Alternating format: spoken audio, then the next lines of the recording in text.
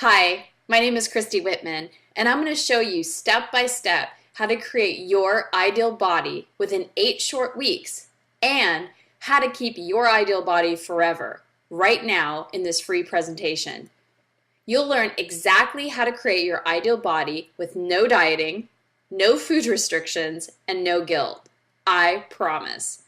In this video, you'll also learn 2 key factors that nobody in the diet world is telling you and how it can help you lose weight today.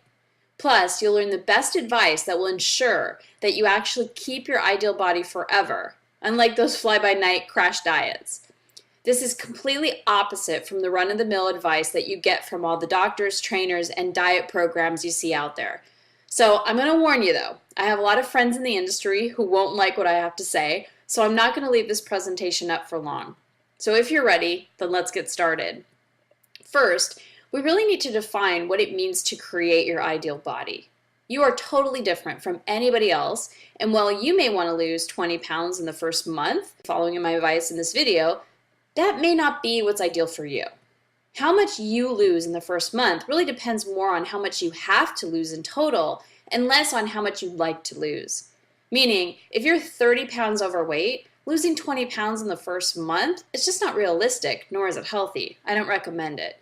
If you're 100 pounds overweight, losing 20 pounds or more the first month is actually quite easy and still very healthy. So let's take a second to define what your ideal body looks like, and then I'll show you how to create it quickly. When I talk about having your ideal body, I'm talking about looking healthy, feeling healthy, having a lot of energy, and easily being able to move your body. Looking in the mirror and smiling because you love what you see. Also, creating your ideal body is a personal thing.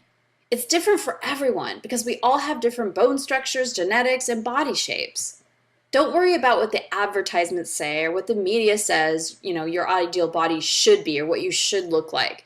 You are the only one that can say what's ideal for you, how you fit best, how you feel more comfortable in your skin. So with that said, what would your ideal body look like? I'm also going to challenge you to not think about weight or how many pounds that you have to lose, but what you'd like to look like. So look at these pictures below and find the one that you feel is your ideal body. Remember, everyone is different. We're all made differently. So what's ideal for someone else isn't necessarily what's ideal for you. For some of you ladies, your ideal body might be a size 4 like it is for me, or it could be a size 8 or 12 or 16. Guys, your ideal body might be a 30-inch waist or a 34 or a 36 waist. Now take a second to just imagine, what would you look like if you were healthy, happy, and able to move your body with ease? Take a second to imagine what you would feel like. What's ideal for you? What's ideal for your specific body and your body type? Can you see it? Can you feel it? Great. Now let's talk about getting you there quickly and, more importantly, keeping you there forever. As I mentioned earlier, I'm going to show you how to create your ideal body without dieting, without food restrictions, and without guilt. To do this, we have to realize why diets don't work and why restricting yourself in any way will only lead you to failure and guilt and ultimately put the weight that you work so hard to lose back on. Most diets tell you what you should and shouldn't eat, right? It doesn't matter if they're low carb, no carb, counting calories, eating only raw foods, or whatever else is trendy at the moment. They're all based on restrictions. They're all based on telling you what to do, right? Well, let me ask you this. When someone tells you to do something, what's your initial reaction? If you're like 98% of the rest of the world and anything like me, your initial reaction is not to do it. It doesn't mean that you may not choose to do it, but your initial subconscious reaction is to say no and not to do it, right?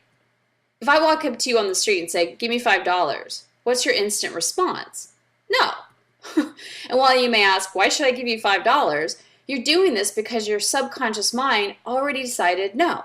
and you're trying to consciously see if there's a good enough reason to change your mind. This is the same dynamic whenever someone asks you to do something. You initially say or just think no, and then if they can convince you, you might change your mind and do it. This is a natural human reaction, and it's been ingrained in our subconscious mind since we were children. Here's just one example of how this came to be. Think back to when you were a little kid and you were in a store with your parents and you asked them to buy you a toy or a candy bar. What was their answer 99% of the time? Well, what about when you asked to stay up late and watch television on a school night? What was their answer then? What about when you wanted to go out and play before doing your homework? What was their answer? You see, when we were kids, we always wanted something. We're always asking to do something or to have something, and most of the time our parents would just say no. And you can't blame them, because if they let you do whatever you wanted, you would have gotten yourself into even more trouble than you already did, right? I mean, let's be honest. They were looking out for you, and what they thought was in your best interest. Whether you agree with them or not is a whole different story. The main point is, we're taught from a young age that no is the standard response when you ask for something. Just ask any salesperson, and they'll tell you that it takes 5 no's before you actually get a yes. So why? Because this is simply ingrained in our subconscious mind. It becomes our natural human reaction when we're asked or told to do something. So when we decide to go on a diet that restricts us and tells us that we can only have certain foods and we can't have other foods, we immediately feel restricted and we naturally don't want to do it, right? But then we look at all the facts, read more about it, and decide that we should give it a try because we want to lose the weight. We convince ourselves to say yes to the diet and to the restrictions. But unfortunately, this isn't a decision that we only make once and then we're done. This is a decision that we have to make over and over and over again every single minute, every single hour, every single day. Every time that you get hungry and you're following a diet that tells you what you can and cannot eat, you have to fight your natural response of no and convince yourself that you should follow the diet. This is where willpower comes into play. I like to think of willpower as your inner cheerleader telling you to stick to your diet, or better yet, a little angel on your shoulder whispering in your ear to do the right thing. I know it sounds kind of funny, but think about it for a second. You use willpower to do something that is good for you, yet not something that you would do naturally. It's like choosing between eating a piece of cake or eating a carrot. Naturally, you want to eat the cake, right? I mean, it sounds tastier than a carrot does. But then your willpower angel chimes in and says, hey, you're trying to lose weight, and you know that cake isn't allowed on your diet. Why don't you eat a carrot instead? Now, if this is day 1 of your diet, chances are that your willpower, your inner cheerleader, is strong and you're able to convince yourself to choose the carrot. But if it's day 15 of your restricted diet and you're offered a piece of cake, your willpower angel may not do a good job of convincing you to eat the carrot. Not only do you have your willpower trying to convince you to make the good choice, you also have your subconscious mind naturally fighting against being told what to do. So we have this inner battle going on inside of us every time we're on a restrictive diet. It's like the angel on one shoulder and the devil on the other. Whenever we feel hungry on a restricted diet, we have to choose the angel or the devil. And that sucks. And quite frankly, it's just too hard. Been there, done that. This is why almost all diets fail. It's too much to ask any one person to fight this battle at every meal and expect to win. On top of all that, when you break your diet by eating that piece of cake, you start to feel guilty. You start to beat yourself up for eating it and you feel down and depressed.